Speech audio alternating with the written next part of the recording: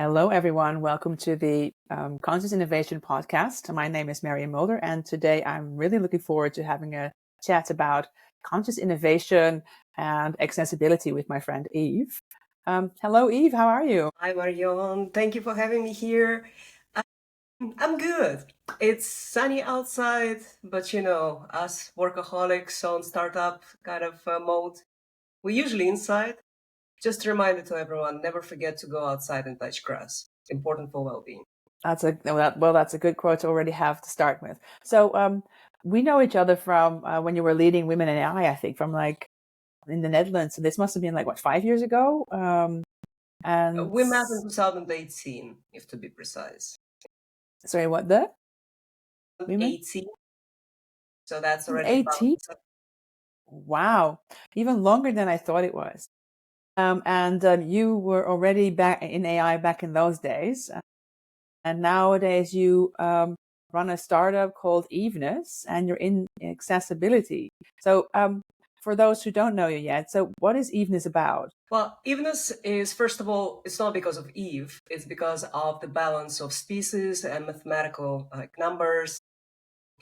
We are focusing on digital accessibility to make any technological platform from traditional websites, mobile apps to immersive VR, AR, more accessible by design, making it tailored to health profiles of the users in an intuitive way. We're AI native company, AI first, agentic AI, and all these cool things that are now on the Right. surface. But our focus is to give the rights and power to the patients and users to use the platforms in the way they can, not to be fit in the box that tells them how to use the platforms. Usually it is the case if the platforms are not accessible. So who's your Yes, my target journey audience? exactly. Yeah. My journey exactly was in AI, various advanced innovations for more than 15 years, from leading IBM Watson supercomputer launch in the emerging markets back in the day to various innovations as payment screens for autonomous driving cars, anti-fraud AI applications in the financial sector. And at some moment during the COVID, I was consulting. I stopped a corporate career and went consulting. And many clients of mine came to me with the same kind of question. Hey, we were pushed online. Everyone thought it would be really easy because no one can go anywhere.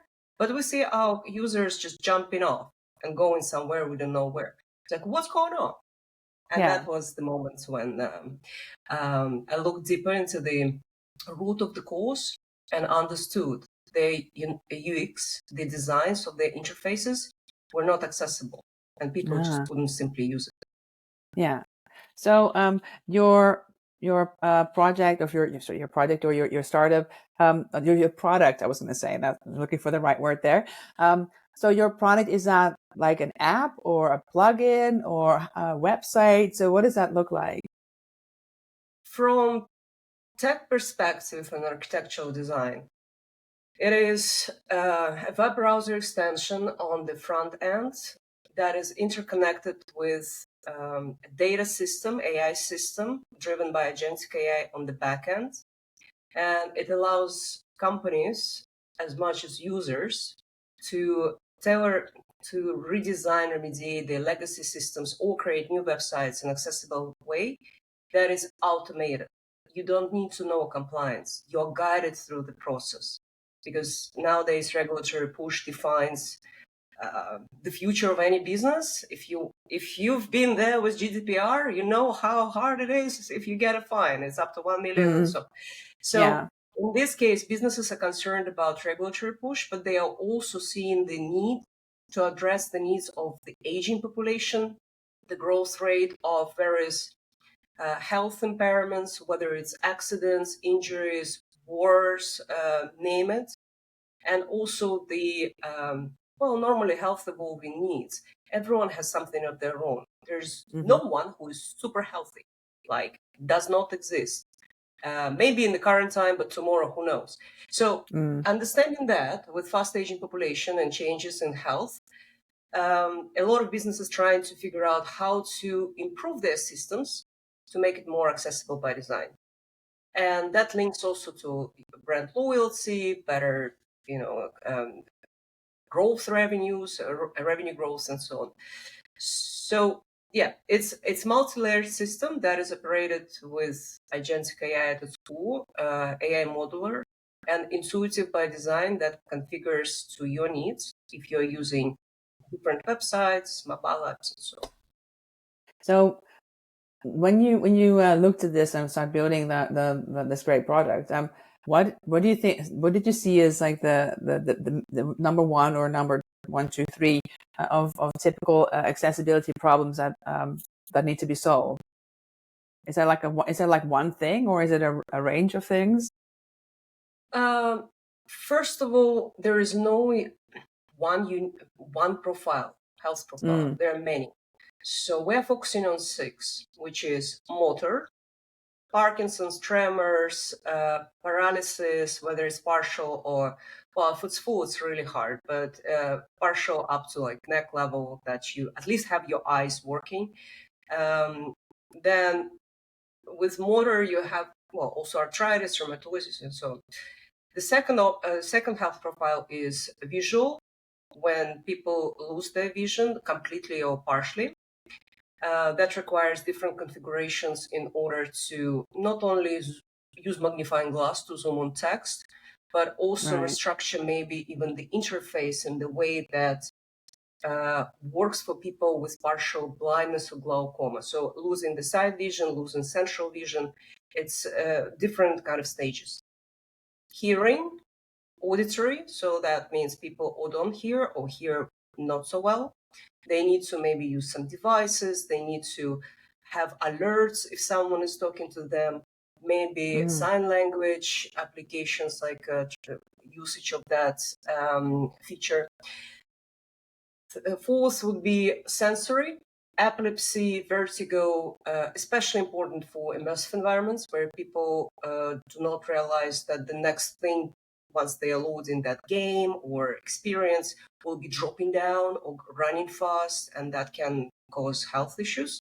We have also speech or communications. That comes with not only being able to speak. People want to have voice, so we're using different systems like text-to-speech, where you give the voice to the person and they can type or they can have preset answers and so on. Right. And the last but not least, the health profile of cognitive, which is tremendously important, and no one addresses it well, because it comes in understanding, focus. Like people with ADHD, they don't read it through like every word, they scan it. So how do you make it acceptable for them so they understand? People who are immigrants, like they come to the Netherlands without Dutch language, but the communications from the federal agencies or the government agencies are in Dutch. So how do you deliver this information? Maybe they can afford translators, so maybe some tools are not working for them because they just don't know. So you have all these profiles, and then the way forward is to define that key accessibility issue is to actually at least have some cover all these profiles, at least partially, on the websites or your platforms as a business, so users can actually relate to it. Now, it does not make you fully compliant. So you have to go through the checklist to make it fully code native, and that's the issue. Overlays. You know, many websites have this little human icon. You click on it and just pop up. You can do very minimal there, like improve font, improve space. That's not enough, and this is not compliant because it does not change your native code. So this doesn't help. But accessibility key issue would be willingness of businesses to realize that accessibility is not an add-on. It's a core of any e-commerce, learning, healthcare, any type of business serving and selling goods and services online to their users. So from a business case point of view, so what percentage are you going to miss out on if you don't do this? I mean, if you, of course, you want people to do this from an intrinsic motivation, of course. But if they're not necessarily intrinsically motivated, but they are financially motivated, how much of the market are you missing if you're not being inclusive? Do you have an idea? I'll just give you a use case. It takes about 50K to revamp your legacy website to be compliant, meaning that your website doesn't have just one page. It's about 50 pages. You are hiring people, web developers, designers. You are looking into some certifications or knowledge of how to make it compliant. So you kind of spending a lot of time, a lot of money to do the tweaks. Yeah. If you are internationally operating business, you don't have only European Accessibility Act that's coming into force end of June this year. Yeah. But you also have Americans with Disabilities Act and the UK Equality Act, and then you have AUDA, AEDA from Canada, also the Accessibility Act. Every region has their own. Oh, and of course, it's different. I'm sure they're trying to reach the same or similar things, but they're checking you differently. So if you want to adhere to everything, it's quite a challenge. Yeah, it is a challenge. The foundation to compliance is pretty much the same. It's Web Content Accessibility Guidelines. Right now, 2.1 level AA, very specific kind of compliance terms. Yeah. This is the benchmark, but we're going into 2.2 discussing the future implementations already. For businesses who are multi-regional, it's not 50K per one website. It could be 150 if you're in 3 regions, different compliances and so on. Yeah. So it becomes tremendously expensive. What automation can give you is cutting those costs, cutting the time, and by using generative AI, by using agents, AI agents, you do it in a very no code needed way. Yeah. It's scanned, like your platform, let's say website, scanned, audited, then issues are found, web accessibility score is given to know where you are on the map of compliance. And then the fixes are generated automatically for you. You just need to check as human validator. Yeah. And if you like everything that is done, you click on the button to send it back through our system, at least, into your native code. Done deal. So this is what the power of AI is in accessibility. Yeah, no, that sounds amazing because, of course, trying to be compliant is one thing, but then and getting a report of what you need to improve, but then actually doing it. And this is probably not something you just do once. This is something you need to do regularly because if you just talk websites, they need to be updated. They are updated on a daily basis probably, and because everybody's optimizing, so you can do things like that. It has to be continuous. Yeah. Those who go with manual reviews, okay, they're gonna check and find issues, and your website goes live, and you're so happy it's compliant. But it's compliant right now at the moment of the launch of the website. Tomorrow, your digital managers based somewhere without knowledge of compliance make a change and not accessible. And you don't that's see an interesting. Yeah, that's interesting. So that sounds amazing. So websites is one. Of course, there's apps. Do you also do these things for apps and for well, you talked about AI agents. Of course, they're going to be building everything. So if I'm a hip modern company, want to use AI agents, how do I make sure that I build something there also that is adhering to accessibility rules? Do you have plans for that? We are covering conversational AI interfaces as part of our value proposition because it's an interface. So whatever delivers that message or communicates with you, sells to you, that has to be part of compliance. Compliance does not necessarily specifically mentions AI agentic chatbots or whatever. No. And they don't specify immersive experiences. But hey, next rollouts of the compliance specifications will mention that, and you need to do it. So we're trying to cover different tracks. The way it's done, there are different ways, and I can't go too much into technical details, waste of time, and also, come to me and ask a question. We'll discuss it further for your business. But there are different ways to improve the interfaces. Some of them require improvements at the design level, whether Right. you're Yeah. using Figma or Blueprints, Unity, Unreal. Some of them it can be applied on the surface of that website or web app. Yeah. Mobiles are sealed, mobile applications. They need to be redesigned at the stage of design work, so prototyping. Right. Yeah. Yeah. Yeah. So, if I'm really interested in this now as a company, and I can get I was going to call it a plugin, but you called it something different. The plugin. Well, that's API centered approach. Oh, So right. Yeah. you basically use APIs to connect with our system, and then Okay. you receive all the results with continuous improvements. Right. Besides that, could I also, for example, contact you for just advice or talking to my Absolutely. designers or things like that? Is that also a service you offer? Yeah, we do that as the first initial step because first of all, there are a lot of questions, and then addressing the data structure or configurations of the client's architecture is important for seamless integration. So in the first round of or consulting or just client to vendor discussion, we address those questions to figure out how exactly to tailor it. We have different setups, so it's automatically done, but we still need to know, maybe using such a legacy system that is already like no one else uses, we need to Yeah. tweak and tailor. Yeah. So that comes a little bit into get to know each other, understand your Yeah. needs, understand our tech, and then figure out how we pair it up. Yeah.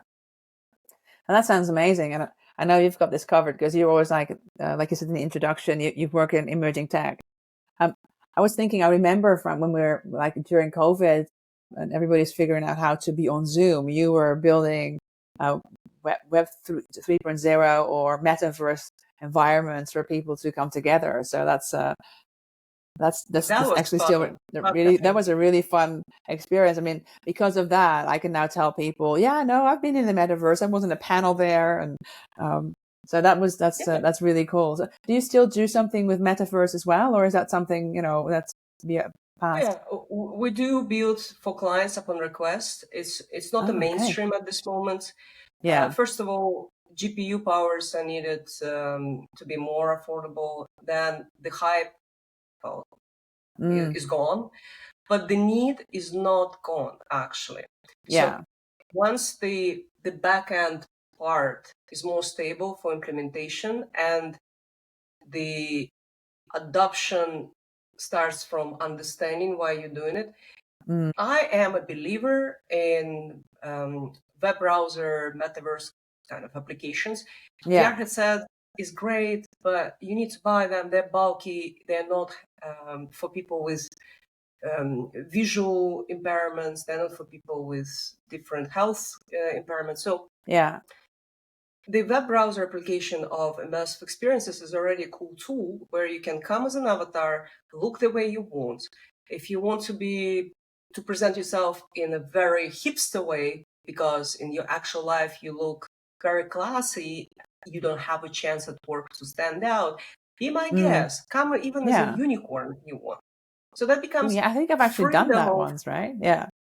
yeah. You can actually enable experiences where, like, buying another virtual t-shirt, fine. I mean, it's cool to stand out. But the point is to bring people together in the Yeah. form of whatever form works for them and have this chat across the borders, across the locations, whether it's an event or just an networking collaboration. Yeah. We No, still use it.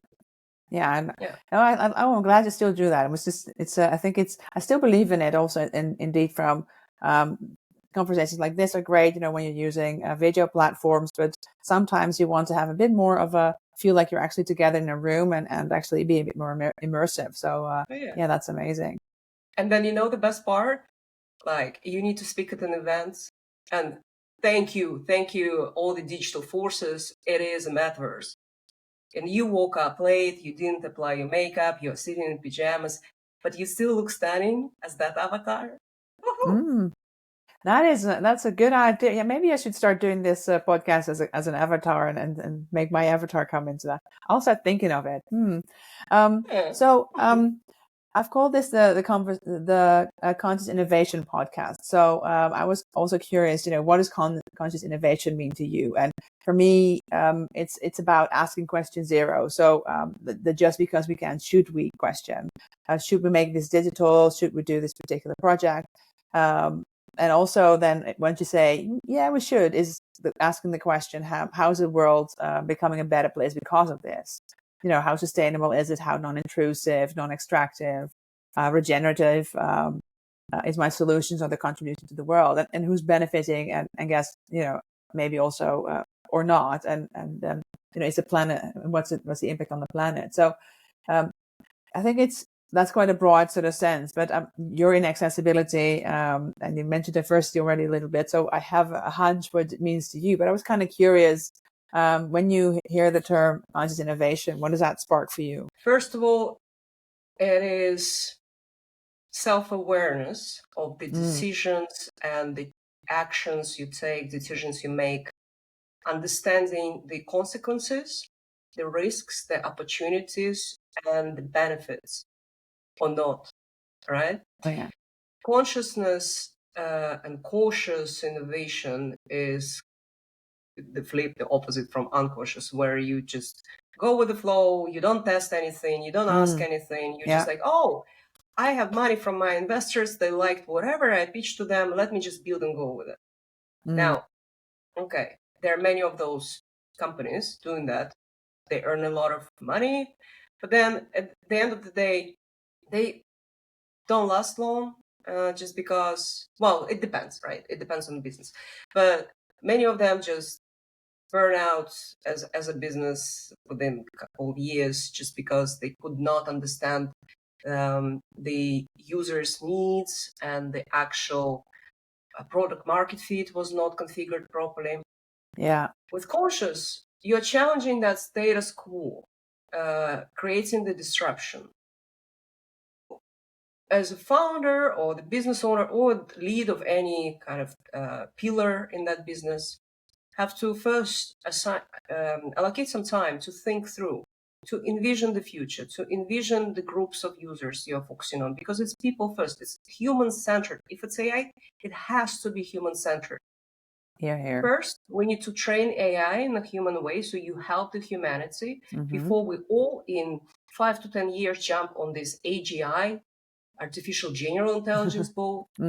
And if anyone is laughing like, yeah, 5, 10 years, it's not going to happen, go on YouTube, search for this Alphabet 60 minutes episode, and see what they say. It's 5 to 10 years, because the acceleration is crazy. Investments in the States go towards it. We still have the flu. We're not ready for that. We are biased as humans. Our data sets are historically biased, not cleaned. And then you go into various forms of decision making with AI, giving the power to AI to make decisions for you. So what do we expect? Pretty much what we see right now on the news across the globe. The madness, the craziness, and a lot of people be hurt. Yeah. This is where cautious come in. Think through. And also another thing, very many companies rush to ship, which is to launch every phase, just launching, without fixing. We've discussed in Seattle, I just came back from Seattle, at Remarkable Women in AI event, where a lot of very established businesses, like big names businesses, were addressing that there is no time to actually fix properly. We have to push. Right. And that's where Evenness took a step back. We were developing all these impressive metaverse spaces for everyone to, bring people together and so on, galleries, and name it. Been on the news across the States and the Netherlands. But then we took a step back, realizing cautiously that the foundation is missing. If we're jumping towards immersive that is not really ready for users to be used, we are missing the step of making all the digital platforms accessible by design, meaning also inclusive by design, meaning health-centric, human-centric, and also cyber-protected. Because data is we don't actually collect data. You know, the funny thing with us, it's anonymized. It's GDPR first across any market of presence. Because we Okay. do not need to sell your data to the third party. I don't need Yeah. to advertise my services to the extent of I'm gonna take your data and use it. But Right. Yeah. everyone else does it in a different way. So that cybersecurity level is more addressed with those who collect data. And you need to have all the guardrails with agentic AI. That's where conscious comes in. Think through before you act. I like that. That's a good one. Yeah, it's a good soundbite. Thinking it through Yeah. before you. Yeah, perfect. So, clearly you read a lot and you go to a lot of places and events. And is that like a book or a YouTube video or a podcast or a specific person that you that inspires you at the moment? You already mentioned that a 60-minute video on YouTube. I was wondering, anything you recently saw that's like, oh yeah, that was really interesting. Actually met. In Seattle, I was on the panel at the event with vice presidents of technology from Amazon, Google, vice president of AI and quantum from Microsoft, but also Airbus and Walmart. And they're all women. That inspires the Oh, that's heck nice. out of me. They were all women. Women who, Wow. you know, the power in that room, the energy when you are actually in the space of those who are driving AI, who are Yeah. making decisions, Mm. and they're women running the teams. It shouldn't be a surprise to anyone. Like, I mean, women have been capable for eternity and beyond. We're just Of now course we trying, are. like Yes. now kind of seeing, right? Mm-hmm. But I would not be recommending a book, channel, because there are many. I read research. My best book Mm-hmm. before going to bed, I open a new kind of AI related research, looking Uh-huh. into like my obsession right now, everything about the brain and how to communicate to the systems through your brain. How do you enable that interaction? Because eye navigation, gesture navigation, we already have in development. So you can be paralyzed, but you can just look around and navigate that Yeah, yeah, yeah, website. yeah. So, but I'll give you a profile of a person who really inspired me at Mm-hmm. that event is Orla Neary. She Okay. is vice president of AI and quantum at Microsoft. Okay. Just, I don't know, that easiness of communication, at the same time, the depths of intelligence. I ask her, can I give you a call, please? We talk more. So in closing, so what is lurking for you at the horizon, for your work or for you personally? Is there like a trend or something that's emerging that's getting your attention? Maybe an event you're going to soon? Would love that, but still have to finish the investment round. We are now raising funds with Evenness. I came back from San Francisco right after Seattle. I went to San Francisco for Startup Grind. In the end of this month, going to New York for Global Women in Leadership Summit. So my actually agenda You're is fully booked. busy. I'm Yes. busy. But for us, investment rounds, yes, it's important to finish all the AI training, to bring the better product to the market. But for me, it's finding the allies who believe in the same vision I have and my team has Yeah. to make the world more health centric by design, in order not only to accommodate the business needs, but give the digital freedom to everyone. And that is where I think my excitement lies, to participate in podcasts like yours or meet people just over LinkedIn or the events and continue the discussion. Yeah. Because bringing the people together makes a movement rather than Yes. another startup raise of funds. I mean, we all need Yeah, I money, hear but you.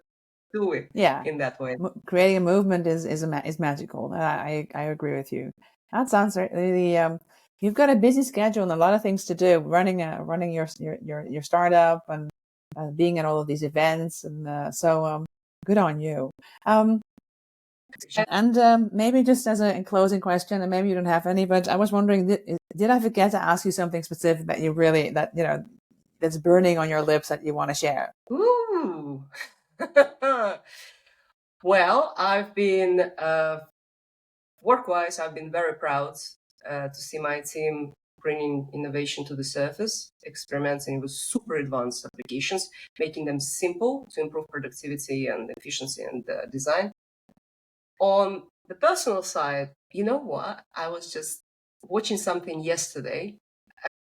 Recommendation, if you haven't watched yet, 2073, 2073, however you read the numbers, Right. is the movie on Netflix, the new release. It's Okay. actually a documentary of what's going on in the world and when it started. And then it's a storytelling, like sci-fi from the future perspective. Now, that really inspired me to go live off grid, and Okay. become a farmer, food to table, bed and breakfast, a little thing somewhere in Europe that Mm. is causing the gezellig. That's interesting. That's another part of being conscious, right? And conscious innovation is doing something completely different and yeah, downsizing. Interesting.